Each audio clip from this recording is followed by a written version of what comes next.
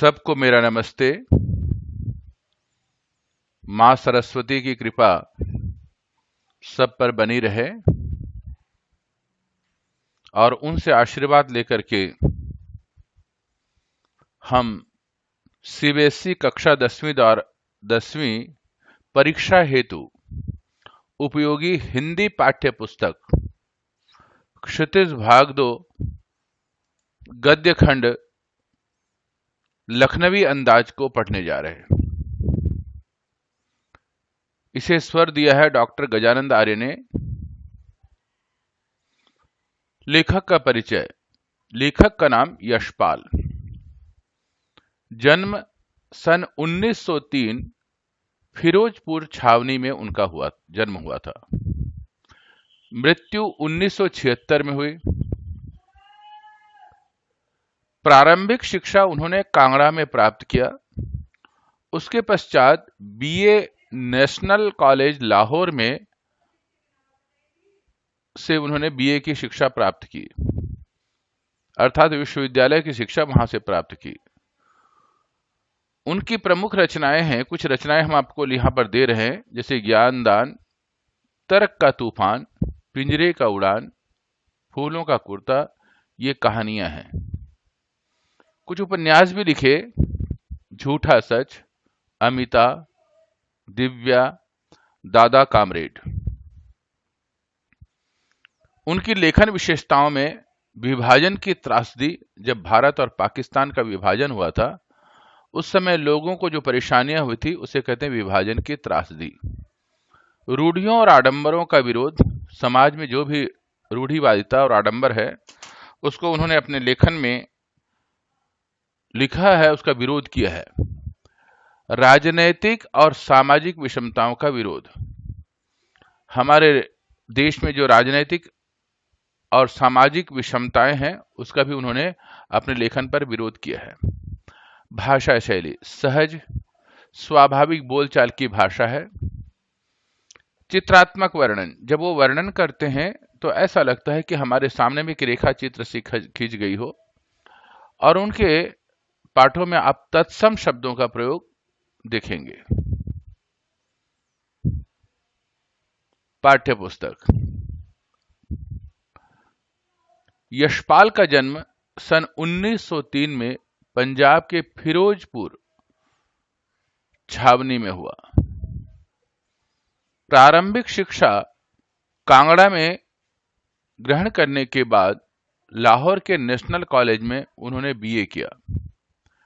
वहां उनका परिचय भगत सिंह और सुखदेव से हुआ। ये दोनों देश के आजादी के लिए जुड़े हुए हमारे देश के विशेष व्यक्ति हैं, जिन्होंने देश को आजाद कराने के लिए अपना जीवन कुर्बान कर दिया।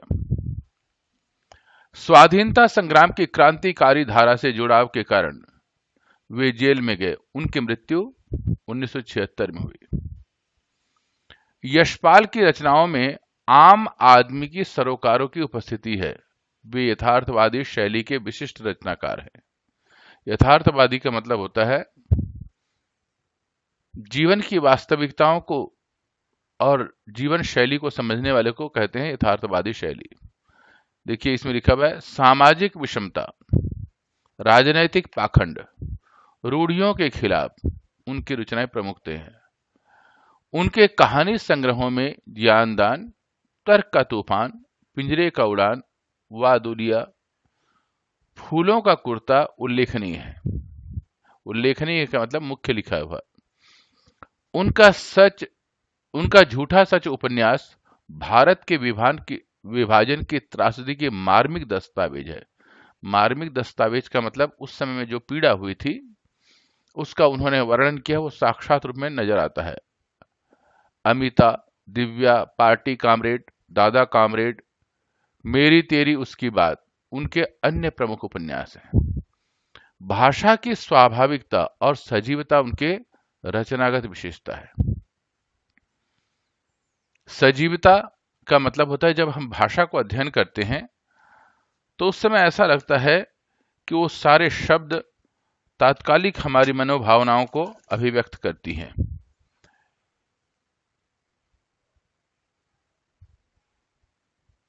यूं तो यशपाल ने लखनवी अंदाज व्यंग यह साबित करने के लिए लिखा था कि बिना कथ्य के कहानी नहीं लिखी जा सकती, परंतु एक स्वतंत्र रचना के रूप में इस रचना को पढ़ा जा सकता है।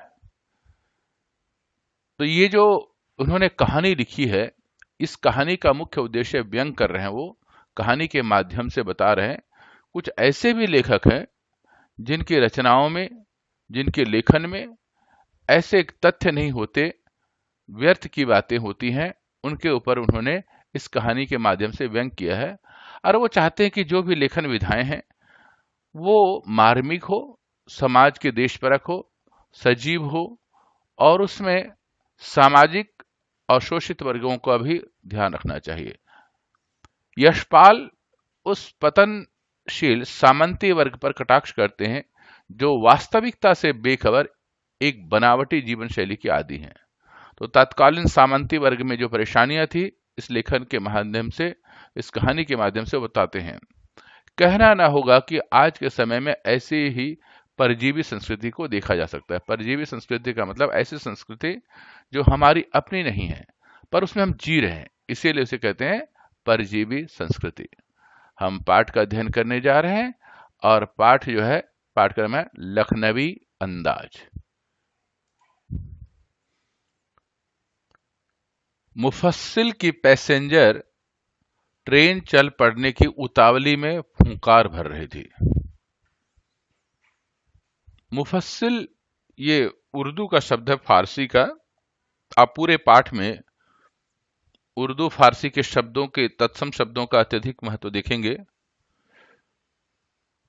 और खास तौर से लखनवी अंदाज, लखनऊ जो शहर है वहां की एक विशेषता है, नवाबी विशेषता, उस पर लेखक ने ये लिखा है।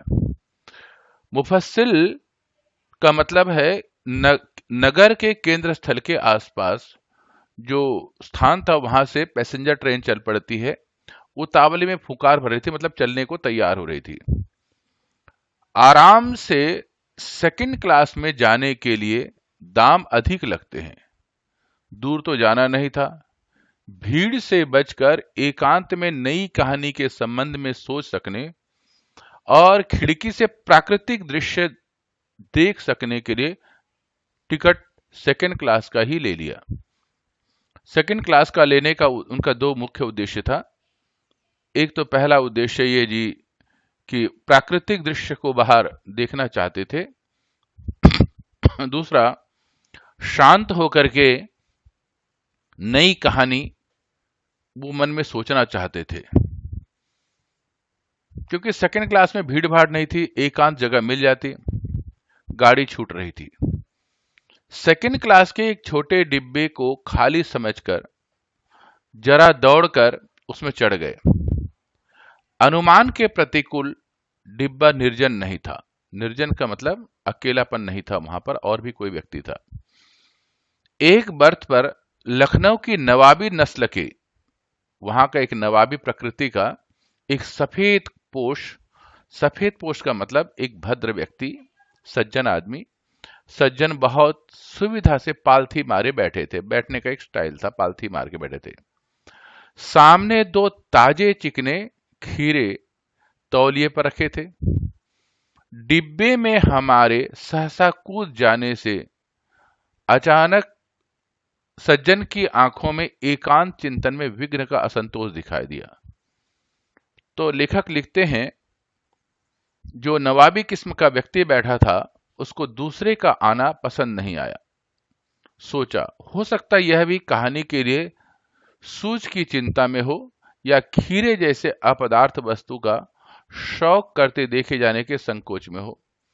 संभवतः वो व्यक्ति भी कोई कहानी सोच रहा है, मतलब लेखक अपनी तरह सोच रहे हैं, या फिर यहां पर उसकी नवाबी प्रकृति के सामने में वह व्यक्ति जो सामने बैठा था, खीरे जैसे सामान्य चीज को वह नवाबी स्टाइल में बैठ करके खाना, लेखक ने इस बात को अच्छा शौक नहीं माना था और उसको यहां पर लिखा है।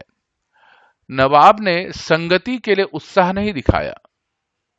हमने भी उसके सामने ही बर्थ पर बैठकर आत्मसम्मान में आंखें चुरा ली। ये जो बर्थ शब्द है, जो बैठने की सीट है, ये अंग्रेजी का वर्ड है, ऐसे ही ले लिया गया था। इसीलिए अंग्रेजी और उर्दू या फारसी के तत्सम शब्दावलियों का प्रयोग बहुत ज्यादा किया गया है। आत्मसम्मान में आंखें चुरा ली, मतलब अपनी ओर आंखें चुराना मुहावरा है। ठाली बैठे, ठाली का मतलब खाली। कल्पना करते रहने की पुरानी आदत है।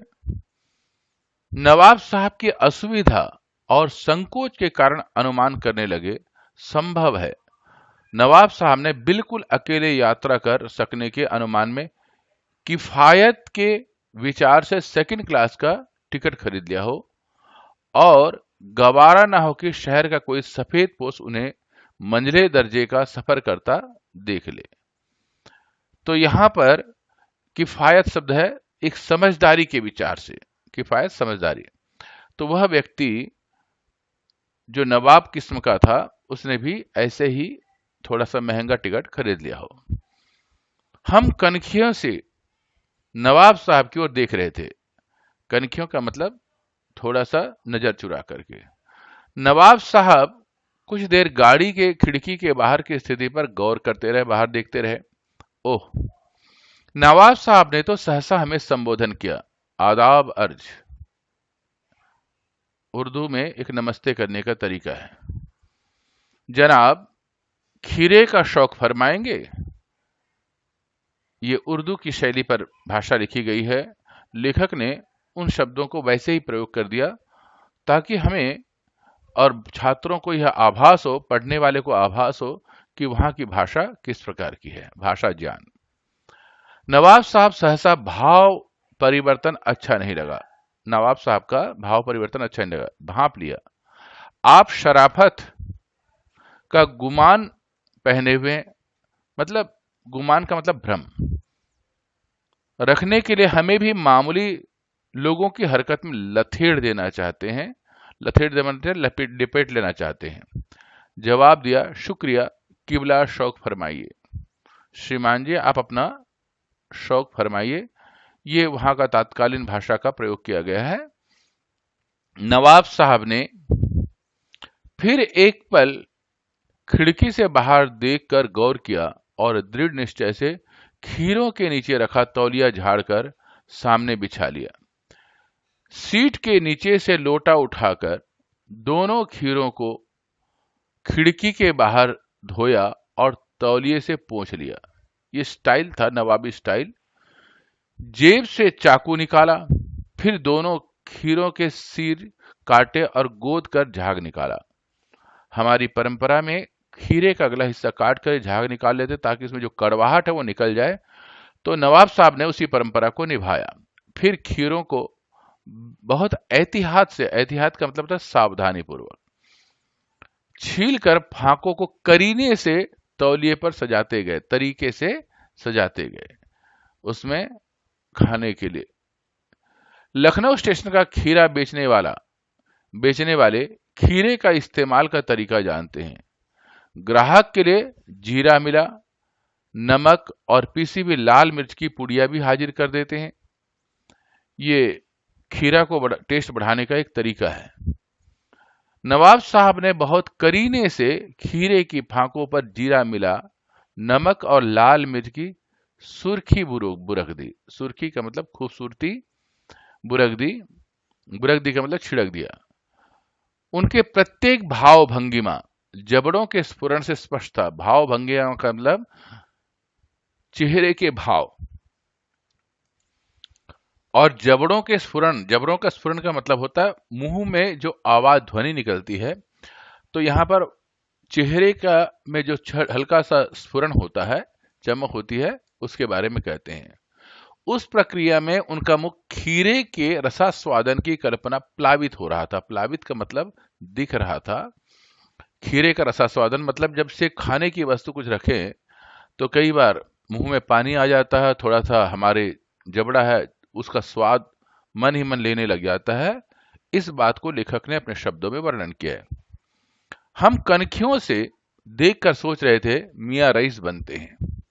यहां कल्पना की गई है कि रईसी दिखाने का, लेकिन लोगों की नजरों से बच सकने के ख्याल में अपनी असलियत पर उतर आए हैं। मतलब वो दिखाना चाहते थे कि मैं रईस हूं। नवाब साहब ने एक बार फिर हमारी ओर देख लिया। वल्लाह, शौक कीजिए श्रीमान जी, शौक कीजिए, लीजिए। लखनऊ का बालम खीरा है, वहां का स्वादिष्ट खीरा है। नमक मिर्च छिड़क दिए जाने से ताजे खीरे की पनियाती फांके देखकर मुंह पानी में जरूर आ रहा था, लेकिन इनकार कर चुके थे। आत्मसम्मान निभाना ही उचित समझा, अपना आत्मसम्मान को रखे रहना ही उचित समझा। उत्तर दिया, शुक्रिया, इस वक्त तलब महसूस नहीं हो रहे, मेदा भी जरा कमजोर है। मेदा का मतलब होता है हमारे पाचन तंत्र, जहां पर से हम लोग अमाशय जिसे कहते हैं, जहां पर होता है। किबला, शौक फरमाइए श्रीमान जी, आप ही शौक फरमाइए। नवाब साहब ने सतृष्ण आंखों से नमक मिर्च के संयोग से चमकती हुई खीरे की फांकों की ओर देखा। सतृष्ण, ललचाई भरी आंखों से। ये नवाब साहब आप चित्र में देख सकते हैं किस तरह वो बैठे हुए हैं और खीरे का आनंद लेने की कोशिश कर रहे हैं। लेखक यहां सामने में बैठे हुए अपने मन में संरचना कर रहे हैं कहानी की।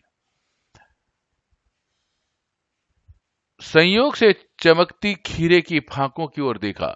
खिड़की के बाहर देखकर दीर्घ निश्वास लिया। लंबी लंबी सांस को बोलते हैं दीर्घ निश्वास। खीरे की एक फांक उठाकर होठों तक ले गए। फांक को सूंघा। स्वाद के आनंद में पलकें मूंद गईं।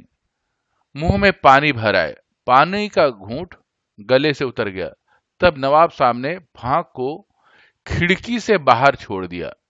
नवाब साहब खीरे की फांकों को नमक के पास ले जाकर वासना से रसास्वादन कर खिड़की से बाहर फेंकते गए।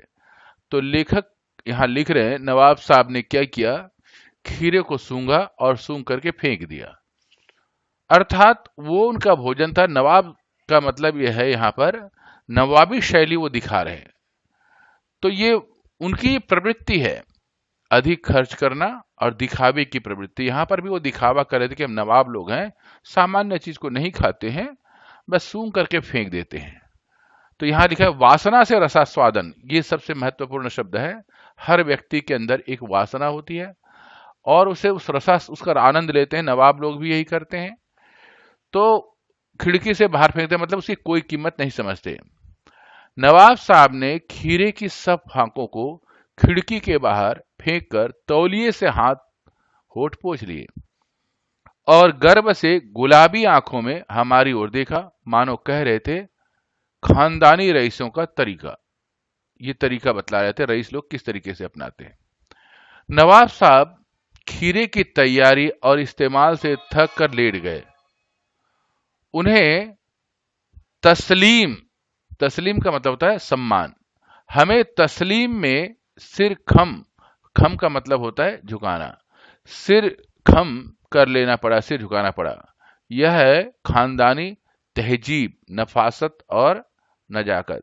तहजीब का मतलब एक शानदार तरीका, नफासत का मतलब स्वच्छता और नजाकत का मतलब एक दिखाने का तरीका।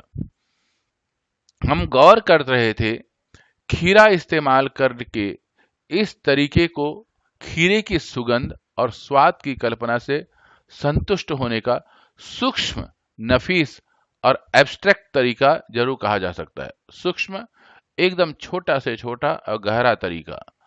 नफीस, नफीस का मतलब होता है बहुत अच्छा तरीका, नफीस बढ़िया, बढ़िया तरीका। एब्स्ट्रैक्ट का मतलब होता है अमूर्त रूप, जो दिखाई न दे लेकिन है तरीका। परंतु क्या ऐसे तरीके से उदर की तृप्ति भी हो सकती है? क्या ऐसे पेट भर सकता है? आप यहां देखेंगे सूक्ष्म, उदर तृप्ति, ये तीनों संस्कृत के वर्ड है, तत्सम शब्द।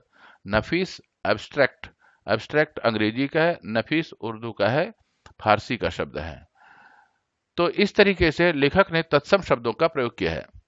नवाब साहब की ओर से भरे पेट के ऊंचे डकार का शब्द सुनाई दिया और नवाब साहब ने हमारी ओर देखकर कह दिया, खीरा लजीज था। खाया नहीं, लेकिन दिखावे में कह रहे हैं कि खीरा लजीज था।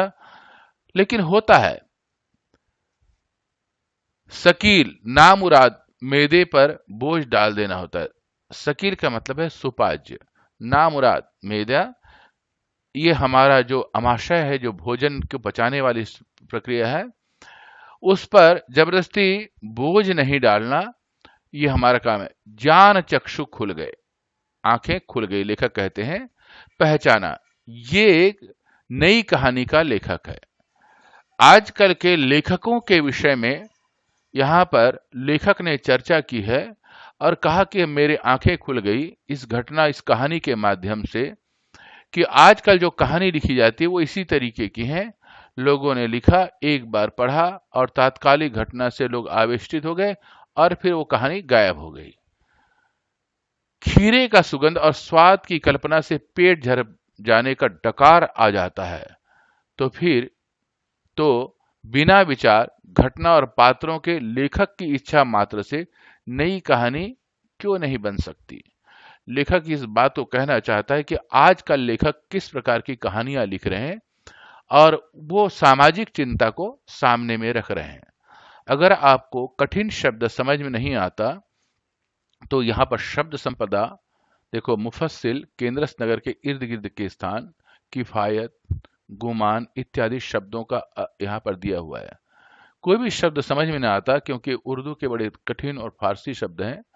जो खड़ी बोली के बच्चे हैं या कोई व्यक्ति है जो इसे पढ़ना चाहता है, उसके लिए शब्दों का अर्थ भी जानना आवश्यक है। प्लाबित, पनियाती, तहजीब, नफासत, नजाकत, नफीस, एब्स्ट्रैक्ट।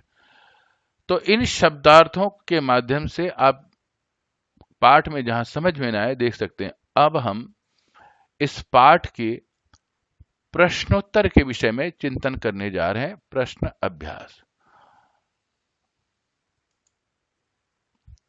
पाठ्य पुस्तक के प्रश्नोत्तर। अगर आपको यह पसंद आया तो सबसे पहले आपके यहां सामने लाइक बटन है, लाइक दबाइए। साथ में सीधे हाथ में सब्सक्राइब बटन है और सब्सक्राइब को दबाइए। और ये अवश्य है कि हमें हिंदी भाषा का प्रचार करना है, अपने मित्रों की सहायता करनी है। सहायता की भावना से और हिंदी प्रचार प्रसार की भावना से आप किसी कुछ मित्रों को अवश्य भेजें ताकि उनका भी हित हो। हम सब मिल करके इन सब को विषयों का अध्ययन करेंगे और हिंदी साहित्य के प्रचार प्रसार में लगेंगे। अब छात्रों के हित में पाठ्य पुस्तक के प्रश्नोत्तर। प्रश्न 1। लेखक को नवाब साहब के किन हाव भावों से महसूस हुआ कि वे उनसे बातचीत करने के लिए तनिक भी उत्सुक नहीं हैं? उत्तर। लेखक के अचानक डिब्बे में कूद पड़ने से वो चलती हुई ट्रेन पर एकदम उछल करके पहुंचे, क्योंकि ट्रेन चल ही पड़ी थी, चलती हुई नहीं चली पड़ी थी, इसीलिए थोड़ा सा तेजी से गए थे। नवाब साहब की आंखों में एकांत चिंतन में विघ्न पड़ जाने का असंतोष दिखाई दिया तथा लेखक के प्रति नवाब साहब ने संगति के लिए कोई विशेष उत्साह नहीं दिखाया। इससे लेखक को स्वयं के प्रति नवाब साहब की उदासीनता का आभास हुआ। प्रश्न 2। नवाब साहब ने बहुत ही यत्न से खीरा काटा, नमक मिर्च बुरका, अंततः सूंघ कर ही खिड़की से बाहर फेंक दिया। उन्होंने ऐसा क्यों किया होगा? उनका ऐसा करना उनके कैसे स्वभाव को इंगित करता है, किस प्रकार के स्वभाव को इंगित करता है, बताता है, इशारा करता है? उत्तर। नवाब साहब के द्वारा दिए गए खीरा खाने के प्रस्ताव को लेखक ने अस्वीकृत कर दिया। खीरे को खाने की इच्छा तथा सामने वाले यात्री के सामने अपनी झूठी साख बनाए रखने की इच्छा तथा सामने वाले यात्री अपनी झूठी साख बनाए कशमकश से खीरे को काटने की सोची तथा फिर अंततः नवाब को दिखावे की हुई। अतः इसी इरादे से उसने खीरे को फेंक दिया।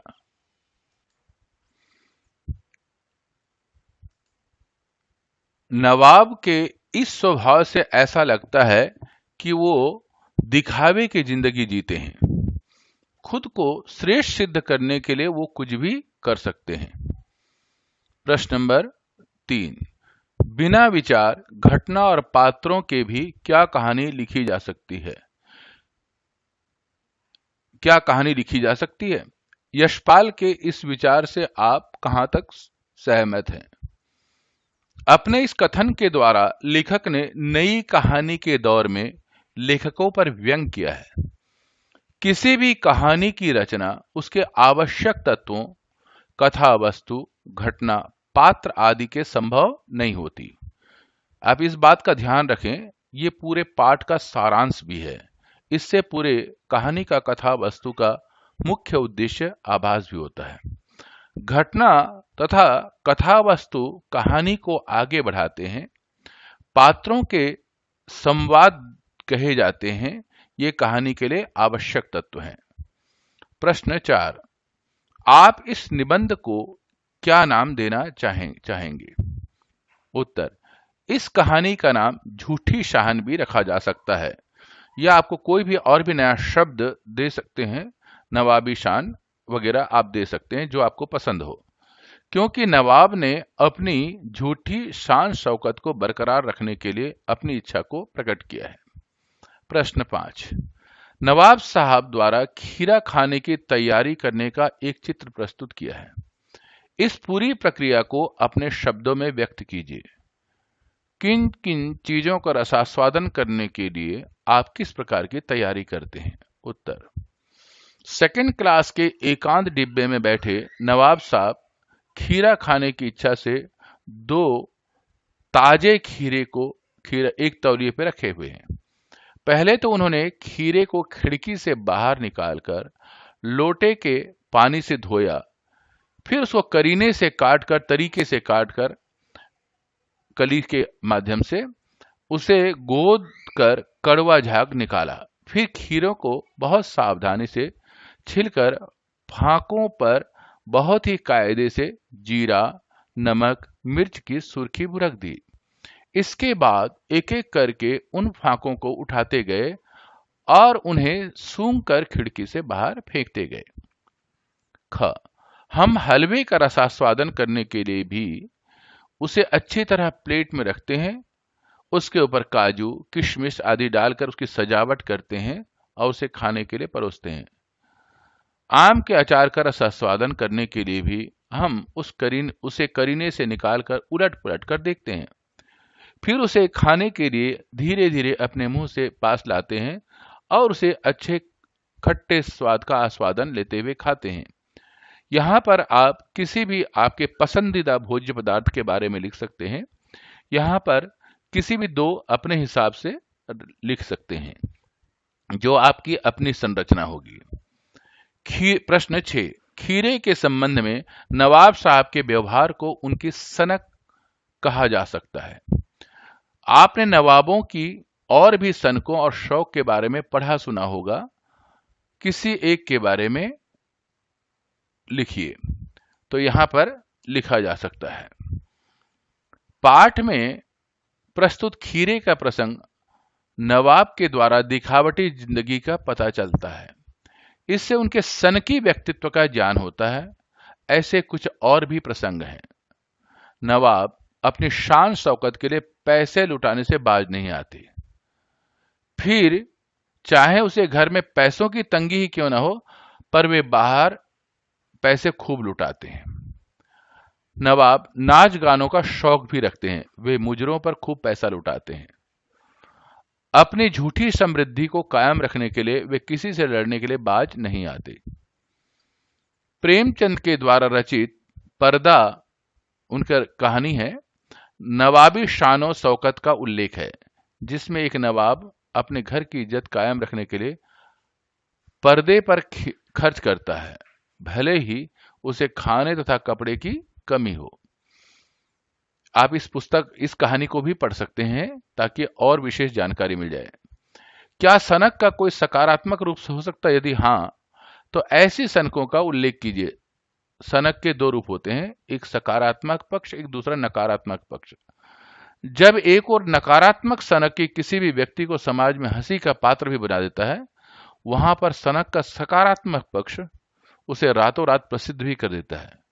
कुछ ऐसे सनकों का उल्लेख नीचे दिया जा रहा है। जैसे राजा राम मोहन राय की सनक थी, उसे समाज में विधवा विवाह कानून को लागू करवाना।